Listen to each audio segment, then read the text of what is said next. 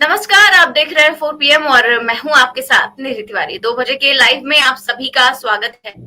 आज का मुद्दा है, जिस तरह आप जानते ही हैं कि जल्द ही लोकसभा चुनाव आने वाले हैं। तारीख अब हो सकता है कि जल्द ही घोषित कर दी जाए, लेकिन उससे पहले तमाम तरह की जो हलचलें हैं वो तेज हो गई हैं, क्योंकि उससे पहले राम मंदिर का उद्घाटन है 22 जनवरी को। और 22 जनवरी को लेकर तमाम तरह की जो बातें हैं वो की जा रही हैं, और कहीं ना कहीं ऐसा ऐसा कहें कि पेच फंसा हुआ है, क्योंकि एक और जहां पर लोकसभा चुनाव में इंडिया गठबंधन बनाम भाजपा होने जा रहा है, तो वहीं दूसरी ओर राम मंदिर को लेकर भी ये हो रहा है कि एक तरफ आरएसएस है तो दूसरी तरफ तमाम जो शंकराचार्य हैं जो कि बयान दे रहे हैं, क्योंकि आरएसएस तो वहां पर रहेंगे, आरएसएस के तमाम लोग रहेंगे और हिंदू परिषद के तमाम लोग रहेंगे।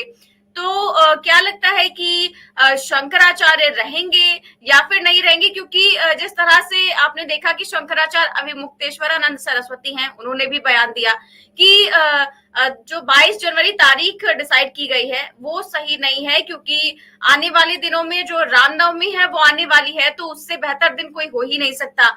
दूसरा, उन्होंने सवाल उठाया पीएम मोदी को लेकर कि वो बिना पत्नी के कैसे प्राण प्रतिष्ठा कर सकते हैं, क्योंकि ऐसा सनातन धर्म में नहीं होता है।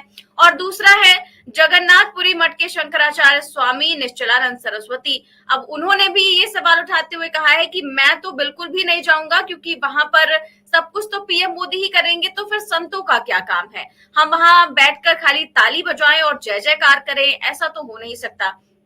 तो इस तरह के तमाम जो संत हैं देश के, वो इसका विरोध कर रहे हैं कि पीएम मोदी ने इसे पूरी तरह से राजनीतिक कार्यक्रम बनाकर रख दिया है। तो वहीं पर जो आरएसएस के प्रमुख मोहन भागवत हैं या फिर विश्व हिंदू परिषद के तमाम नेता हैं, वो उस समय वहां पर मौजूद होंगे, जबकि इन सभी ने मना कर दिया है। तो क्या असली सनातनी वो है, मोहन भागवत है, या फिर हिंदू परिषद के लोग हैं, या फिर असली सनातनी ये शंकराचार्य हैं जिन्होंने जाने से मना कर दिया है? इन्हीं सब चीजों पर हम चर्चा करेंगे, और इस चर्चा में हमारे साथ मौजूद है प्रोफेसर अखिल स्वामी सर। सर, बहुत बहुत स्वागत है आपका। तो सर, क्या लगता है, अभी आपने सुना कि मैंने क्या कुछ कहा है, तो क्या कहेंगे आप इस पर कि असली सनातनी आखिर कौन है?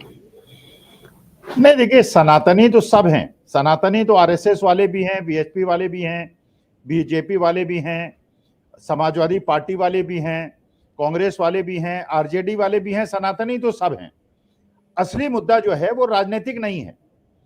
विश्व हिंदू परिषद वाले भी हैं, सब हैं। और हमारे, लेकिन असली मुद्दा क्या है? असली मुद्दा ये है कि ये जो कार्यक्रम हो रहा है, ये जो आयोजन हो रहा है, ये राजनीतिक कार्यक्रम है या ये धार्मिक कार्यक्रम है? देखिए, मैं अपने घर में कोई दूसरा कार्यक्रम करूं, मान लीजिए बेटे की शादी हो, पोती की शादी हो, कोई भी कार्यक्रम हो, अब मैं चाहूं मोदी जी को बुलाऊं, चाहे राहुल गांधी को बुलाऊं, खड़गे साहब को बुलाऊं, वो एक अलग मुद्दा है। असली मुद्दा है कि अगर मैं अपने घर में कोई धार्मिक अनुष्ठान कराऊं, तो मुझे धार्मिक अनुष्ठान में किसे बुलाना चाहिए और पूजा कौन संपन्न कराएगा, ये है असली मुद्दा। ये मुद्दा है कि वहां पे क्या विश्व हिंदू परिषद धार्मिक संगठन है? हिंदू संगठन हो सकता है कि उन्होंने एक संगठन बनाया हो जिसकी प्रतिबद्धता बीजेपी की तरफ हो सकता है। शिवसेना को भी एक हिंदूवादी संगठन है जिसकी प्रतिबद्धता आज की तारीख में विभाजित है, कुछ बीजेपी के साथ है, कुछ बीजेपी के साथ नहीं है। और आरएसएस की भी एक सामाजिक संगठन है, धार्मिक संगठन तो है नहीं आरएसएस। वो खुद कहते हैं कि हम एक प्रकार के सामाजिक संगठन हैं, और ये आपको पता है, सबको सर्वविदित है कि उनकी प्रतिबद्धता बीजेपी की तरफ है। लेकिन जो शंकराचार्य होते हैं वो कभी राजनीतिक स्टेटमेंट नहीं देते। वो हमेशा वो बात करते हैं जो धर्म के अनुरूप हो, जो शास्त्रों के अनुरूप हो। देखिए, मैं धर्मभीरू सनातनी हूं, मैं ढोंगी सनातनी नहीं हूं, मैं असली सनातनी हूं। मेरे पितामह ने जो सनातन धर्म की घुट्टी मुझे पिलाई है, उसके अनुसार मुझे ये लगता है कि अगर कोई ऐसा पूजा संपन्न हुई जिसमें शास्त्रों का, वेदों का पालन नहीं हुआ, तो कहीं उसका कोप का भाजन मेरे देश को न भुगतना पड़े, मेरे देशवासियों को न भुगतना पड़े। आप जानते ही हैं, हमारे सनातन धर्म में हो या इस्लाम हो या क्रिश्चियनिटी हो, वो ये मानते हैं कि जो भी उनके इष्टों ने कहा है, अगर आप उसका अनुपालन नहीं कर, और सनातन धर्म में तो देखिए, अगर एक श्लोक भी गलत बोल दें, एक गलत पाठ भी कर दें, उसका जितना फायदा आपको होता है उससे ज्यादा नुकसान हो जाता है। तो प्रश्न ये उठता है कि शास्त्रों के ज्ञाता कौन है? तो मैं तो कहूंगा, चलिए, वो कह रहे हैं कि मोहन भागवत जी गर्भगृह में बैठेंगे, बाकी मोदी जी गर्भगृह में बैठेंगे, तो 22 तारीख के पहले एक शास्त्रार्थ करा दिया जाए। एक आसन पे मोहन भागवत जी बैठ जाएं और एक आसन में मुक्तेश्वरानंद जी बैठ जाएं, और दोनों के बीच में शास्त्रार्थ हो जाए, और प्रेस वाले रहें, वहां टेलीविजन रहे और पूरा हिंदुस्तान देखे।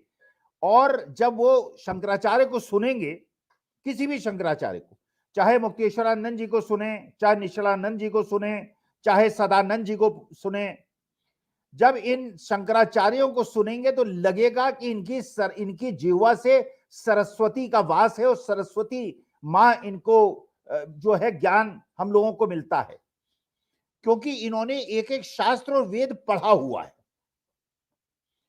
अगर मानते हैं, मान लीजिए राजनीतिक लोग ये मानते हैं, विश्व हिंदू परिषद मानता है, राम जन्मभूमि न्यास ये मानता है कि विश्व हिंदू परिषद वाले ज्ञाता हैं शास्त्रों के और वेदों के, और आरएसएस वाले ज्ञाता हैं वेदों के, तो एक शास्त्रार्थ हो जाए, और हिंदुस्तान के जो 100 करोड़ सनातनी हैं वो ये निर्णय ले लें कि इस पूजा कराने के योग्य शंकराचार्य हैं या ये लोग। अच्छा निधि जी, एक और बात सोचिए आप, किसी भी गर्भगृह में, किसी भी धर्म के गर्भगृह में प्रवेश करने का अधिकार किसको है?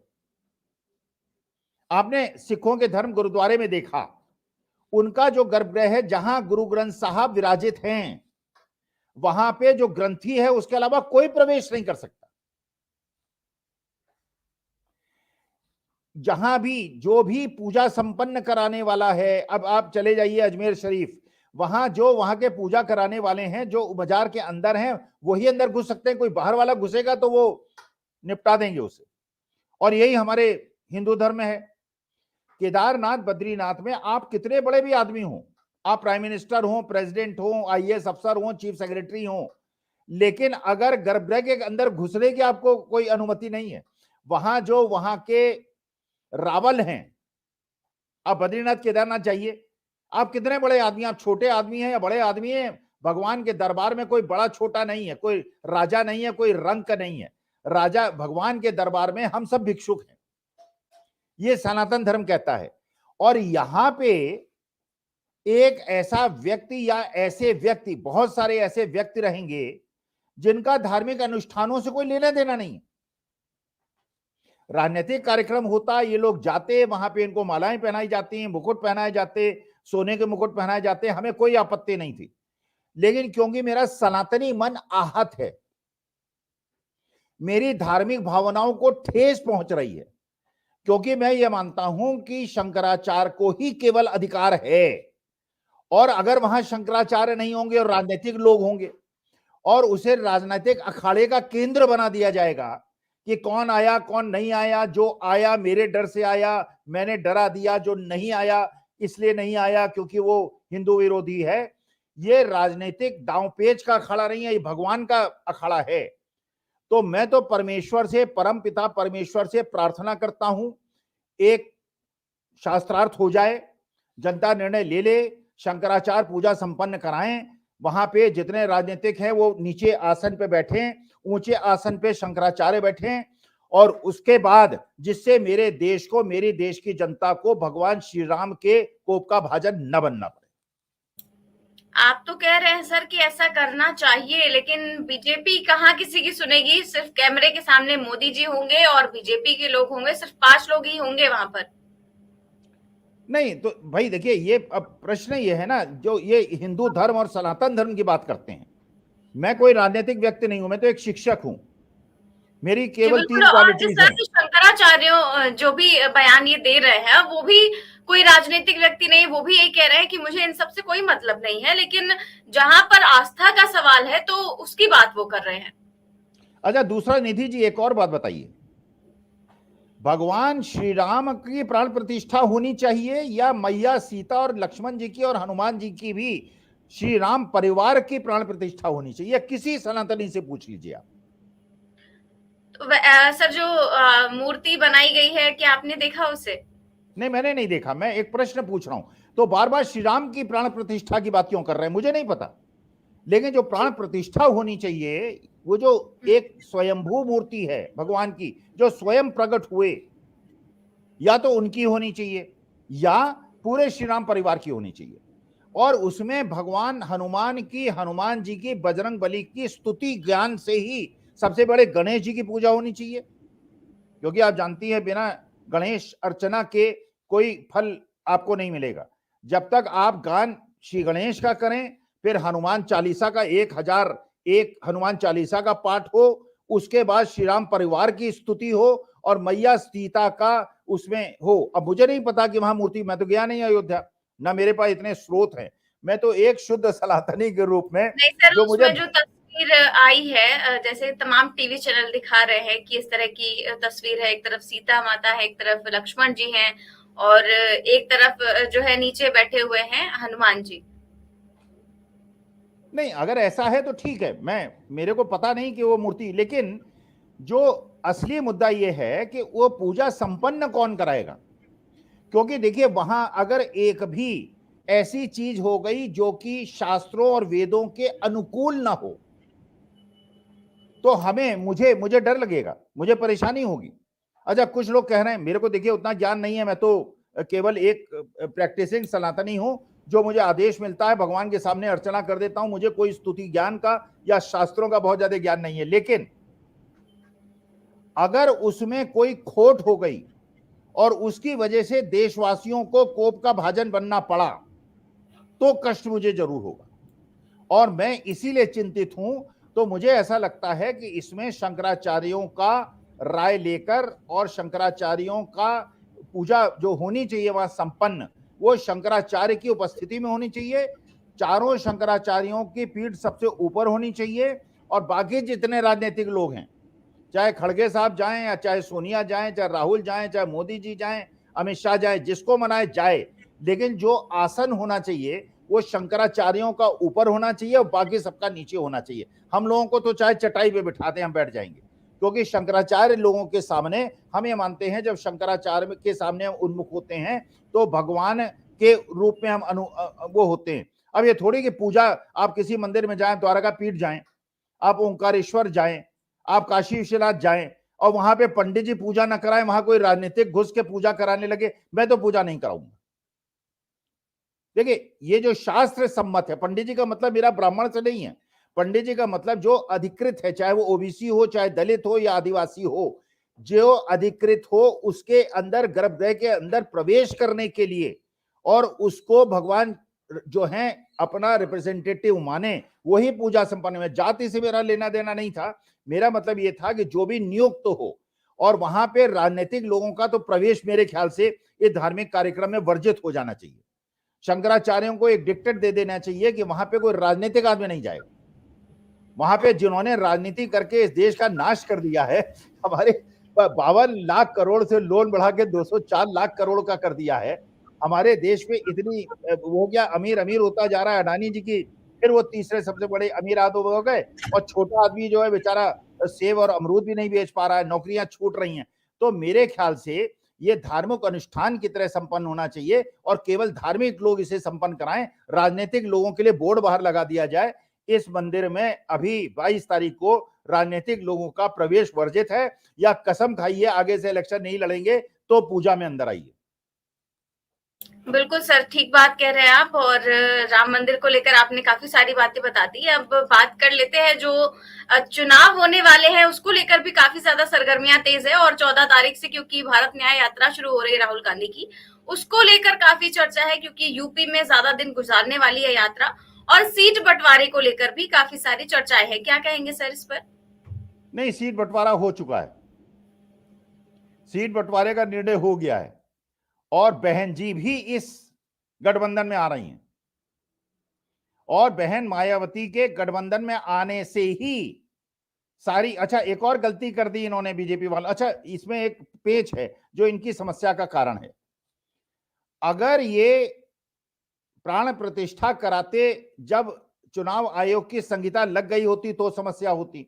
तो इन्होंने प्राण प्रतिष्ठा तो करा दी। वैसे कुछ लोग कह रहे हैं कि खड़मास चल रहा है, खड़मास में कोई पूजा संपन्न नहीं हो सकती, मुझे नहीं पता। मैं फिर कह रहा हूं केवल एक बात, लोग बता रहे हैं कि खड़मास है, और खड़मास में कोई पूजा संपन्न नहीं होती। अगर मुश्किल यह है 22 तारीख को पूजा संपन्न करा देंगे, उसके बाद चुनाव आयोग को आदेश देंगे, 23 तारीख को चुनाव आचार संहिता लगा देगा, इलेक्शन होगा 1.5 महीने के बाद, तब तक लोग भूल जाएंगे। तब तक लोग जाके भगवान श्री राम का अपना दर्शन करेंगे, और जितने लोगों को बीजेपी भेजेगी गाड़ियों से और ट्रेनों से, उतने ही लोगों को स्टालिन भी भेज देगा, उद्धव ठाकरे भी भेज देंगे, अशोक गहलोत भी भेज देंगे, और सपा वाले और बीएसपी वाले भी भेज देंगे, सब हिल मिल जाएंगे, बात खत्म हो जाएगी। तो ये जो 1.5 महीने का गैप है, वो 1.5 महीने के गैप में जो इनको लाभ मिलने वाला था वो नहीं मिलेगा। तो मुझे ऐसा लगता है गठबंधन हो गया है, और महाराष्ट्र के अंदर बीजेपी, शिवसेना और शिंदे ग्रुप और अजीत पवार के बीच में लठ बज रहे हैं, वहां सीटों का बंटवारा नहीं हो रहा है। और ऐसा लग रहा है कि महाराष्ट्र के अंदर भी गठबंधन उनका बीजेपी वाला, एनडीए वाला टूटने वाला है। तो अब चुनाव का लाभ जिसके फायदा उठाने के लिए किया गया था, वो मेरे ख्याल से लक्ष्य पूर्ति होना मेरे ख्याल से मुश्किल हो गया है। तो मुझे अच्छा, फिर आप जो है हर जगह ईडी भेज रहे हैं। अच्छा, हंसी उड़वा रही है ईडी अपना। अरविंद केजरीवाल को चौथा सम्मन भेज दिया। अरे 30 सम्मन के बाद अरेस्ट कर सकते थे आप, नियमानुसार 3 अरेस्ट सम्मन के बाद चौथा सम्मन भेजने की आवश्यकता नहीं है। अब चौथा भेजेंगे, फिर 5वां भेजेंगे, 6ठा भेजेंगे, उससे क्या होगा? हंसी उड़ेगी ना। तो हेमंत सोरेन के यहाँ कुछ कर पा रहे हैं, उनको भी सम्मन पे सम्मन भेज रहे हैं, वो भी नहीं आ रहे हैं। अब अगर सबको बंद करेंगे तो मुश्किल, नहीं बंद करेंगे तो मुश्किल, क्योंकि जितना बंद करेंगे उतना हथकड़ी के अंदर वो केवल एक फोटो खिंचवाने की देर है उन लोगों की, और हथकड़ी पहन के, चाहे हथकड़ी जो है उनके वो कुछ अपना पहले ही शूट करके रख लें, बाद में उसको रिलीज करा दें।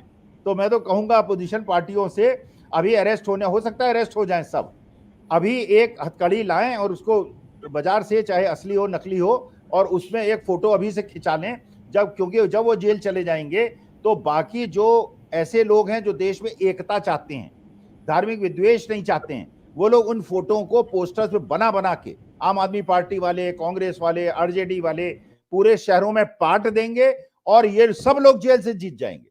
अगर 400 लोगों को जेल भेजेंगे तो 400 सीट तो अपोजिशन को, इंडिया अलायंस को मिल ही जाएगी। जी, आप अपोजिशन की बात कर रहे हैं, लेकिन बीजेपी एक और तो हिंदुओं को साध रही है, दूसरी ओर मुस्लिमों को भी साधने का पूरा प्लान है। जैसा कि खबरें निकलकर सामने आ रही हैं कि मुस्लिम समुदाय को अपने पाले में करने के लिए बीजेपी ने एक बड़ा दांव खेला है। बीजेपी मतलब 2 जनवरी से एक अभियान जो है वो चला रही है, जो कि 20 जनवरी तक चलेगा। अभियान का नाम है शुक्रिया मोदी भाईजान, और भाजपा का अल्पसंख्यक मोर्चा है, वही ये अभियान जो है वो चला रहा है। और ये अभियान की टैगलाइन भी काफी ज्यादा इंटरेस्टिंग रखी गई है, और 1000 मुस्लिम महिलाओं को रोज जोड़ने का लक्ष्य भी रखा गया है। और टैगलाइन रखी है, ना दूरी है ना खाई है, मोदी हमारा भाई है। तो फिर क्या लगता है सर कि ऐसा अभियान चलाने की आखिर क्यों जरूरत पड़ गई? देखिए, अब मुझे समझ में आया कि ये पाकिस्तान बिरयानी खाने क्यों गए थे। देखिए, कोई प्रधानमंत्री पाकिस्तान बिरयानी खाने नहीं गया, और बुलाने के बावजूद नहीं गया, और साहब जो हैं वो बिना बुलाए चले गए। अब समझ में आ रहा है कि घालमेल है। अच्छा, एक और घालमेल आप देखिए, चीनी पत्रिका ने मोदी जी की बड़ाई की है। जी, चीनी, वो भी काफी चर्चा में। अच्छा, चीनी डेलीगेशन आरएसएस के मुख्यालय में जाके आरएसएस वालों से मिला है, कोरिलेशन देखिए। अच्छा, एक और तीसरी चीज, एक चीनी नागरिक अडानी जी की कंपनी का डायरेक्टर है। अब इन तीनों तारों को जोड़िए आप, इसका मतलब यह है, देखिए मैं तो एक राष्ट्रभक्त आदमी हूं, मोदी जी ने कहा कि झालर मत खरीदना दिवाली में, मैं झालर नहीं खरीदता, और मेरे जैसे जितने देशभक्त हैं व्हाट्सएप पे चला चला के लोगों को झालर खेलने से, खरीदने से मना करते हैं। लेकिन चीन से आयात बढ़ता जा रहा है, और ये चंग चुंग ली जो है वो चीनी नागरिक, उसको देश की संपत्ति बढ़ रही है, आयात बढ़ रहा है, इसका माने चीन आपका असली दोस्त है। अच्छा, आपने सुना ही होगा मेजर शैतान सिंह। मेजर शैतान सिंह वो व्यक्ति था जिसको परमवीर चक्र मिला हुआ है, परमवीर चक्र बड़े गिने चुने लोगों को हिंदुस्तान मिला, जो कि सबसे बड़ा सम्मान है आर्मी का। अकेले उस आदमी ने चीनी सैनिकों को रोका था, मारा था, और मरते दम तक जब कई सालों के बाद वहां सैनिक उसका शव ढूंढने गए थे, वो उसी मुद्रा में मिला था, बंदूक पकड़कर, मेजर शैतान सिंह। जहां उनका स्मारक बना था, कोई भी आदमी ऐसा नहीं है जो उस एरिया में जाता था मेजर शैतान सिंह को प्रणाम नहीं करता था। वो इलाका आज हिंदुस्तानी जा नहीं सकता, वो लो मैन जोन बन गया है, क्योंकि वो इन्होंने कहा है तुम इधर रहो, हम इधर रहते हैं। मेजर शैतान सिंह का जो स्मारक है उसमें हिंदुस्तानी प्रणाम करने भी नहीं जा सकते। जी बिल्कुल ठीक कह रहे हो। और जैसा कि आज का हमारा सवाल जो था शंकराचार्यों को लेकर, तो एक यूजर ने कमेंट किया है कि एक ओपिनियन पोल क्यों नहीं करा लेते हैं, जो है कौन शंकराचार्य जी के साथ है और कौन मोहन भागवत जी के साथ है, तो दूध का दूध और पानी का पानी हो जाएगा। नहीं, अगर ओपिनियन पोल ईवीएम से होगा तो निष्कर्ष मुझे पता है। लेकिन अगर देखिए, भारत की जनता बड़ी धर्म भीरू है। आज भी शंकराचार्य, देखिए हुआ क्या है कि शंकराचार्यों को मठे में भी इन्होंने आरएसएस का वो कर दिया है प्रवेश। अब जैसे यूनिवर्सिटीज में कर दिया है, अब बीएचयू का तो आपको पता ही है ना कि वहां 3 जो अपना आईटी सेल के लोग थे, वो किस प्रकार से देश की बेटियों को, देश की नारी का सम्मान लूटा करते थे, और अक्सर बीएचयू जाते थे, इसी लक्ष्य से जाते थे। और मेरे ही इंजीनियरिंग कॉलेज में जाके उन्होंने ये घटना को घटित किया है। तो प्रश्न ये उठता है कि ये जो चीजें हो रही हैं, ये हर जगह कब्जा कर रहे हैं। चुनाव आयोग में कर लिया, कोर्ट्स में कर लिया, आईटी सेल, ईडी सेल, अब इन्होंने धर्म पे भी कर लिया। अरे कम से कम आदिगुरु जो शंकराचार्य द्वारा स्थापित पीठों का और जो सनातन धर्म का मर्म है, उसको तो इनको समझना चाहिए। अगर ये हिंदू धर्म और सनातन धर्म की बात करते हैं तो जी एक सवाल और है सर, ये इन्होंने पूछा है कि इंडिया अलायंस को जो है बॉयकॉट कर देना चाहिए 2024 का इलेक्शन, जब तक ईवीएम को ना हटा दिया जाए, पहला। और दूसरा ये कि वीवीपैट जो स्लिप्स है वो बॉक्स के साथ में ना गिराकर उन्हें दे दी जाए, वोटर्स को दे दी जाए।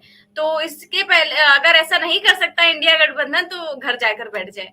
नहीं, ये तो मूर्खतापूर्ण बात होगी। मतलब मैं आपके जो दर्शक हैं उनकी टिप्पणी का सम्मान करता हूं, उनको प्रणाम करता हूं। मोदी जी यही तो चाहते हैं, सारे बिल पास करा देते हैं अपोजिशन वालों को निष्कासित करके। न लड़े अपोजिशन, अपने बीजेपी के ही लोगों को 500 को जिताएंगे और 500 को हरा देंगे, कहेंगे इलेक्शन तो हो गया। और ये डर गए, डर के भाग गए। देखिए वो नहीं है। असली मुद्दा ये है कि देखिए, ये हिंदुस्तान में हर जनता का, हर जो वोटर है उसका कर्तव्य है वो सड़क पे जाके लोकतांत्रिक रूप से, संवैधानिक रूप से प्रोटेस्ट करे। और देखिए, अगर इसके बावजूद देश की जनता अगर लोकतंत्र नहीं चाहती, धर्मनिरपेक्षता नहीं चाहती, और भाईजान बन के वोट देती है, या वो शंकराचार्यों के इग्नोरेंस से खुश है, अगर उसे डिक्टेटरशिप चाहिए, तो हम आप क्या कर सकते हैं। मेरा चाहे उन्हें भाईजान मानकर वोट दे या फिर ब्रह्मा का रूप मानकर। नहीं, ब्रह्मा का, यार आप ब्रह्मा विष्णु महेश की बात नहीं सर, वो चंपत राय जी कह चुके हैं, बीजेपी के नेता भी कहते हैं वो तो ब्रह्मा का रूप है। वो मूर्ख हैं। मैं मानहानि ना करते हैं मुझे, लेकिन देखिए, जो भी आदमी ब्रह्मा विष्णु महेश से अपनी तुलना करे, मेरे लिए, जैसे मुसलमान इस्लाम के अंदर है, उनके जो इष्ट हैं उनके खिलाफ, आप जानते हैं सिख धर्म में अगर कोई उनके गुरुओं के ड्रेस भी पहन ले और उस तरह से बिहेव करे, वो उसको सहन नहीं करते। मैं भी सहन नहीं करता, मैं सनातनी हूं। मेरे हिसाब से मैं और मोहन भागवत जी और शंकराचार्य जी और मोदी जी और खड़गे साहब, हम सब तुच्छ मानव हैं। हमारा तुलना भगवान श्री राम से कैसे हो सकती है, श्री कृष्ण से कैसे हो सकती है? वो सबसे परे हैं, वो परब्रह्म हैं।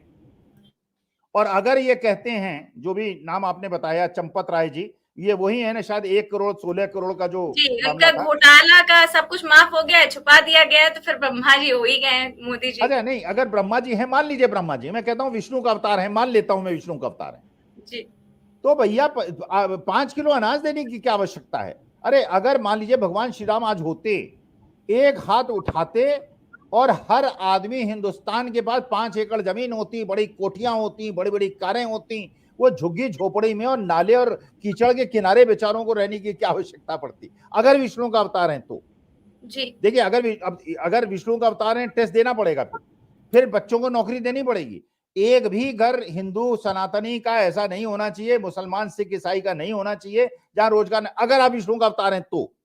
अगर आप ढोंगी फर्जी हैं, देखिए मैं मानता हूं, मैं एक तुच्छ मानक हूं, भगवान श्री राम के सामने, श्री कृष्ण के सामने मेरी कोई औकात नहीं है और किसी की कोई औकात नहीं।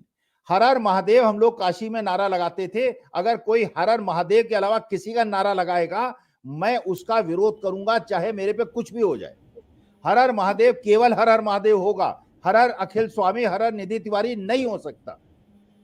बिल्कुल सर, बहुत बहुत शुक्रिया सर अपनी राय रखने के लिए।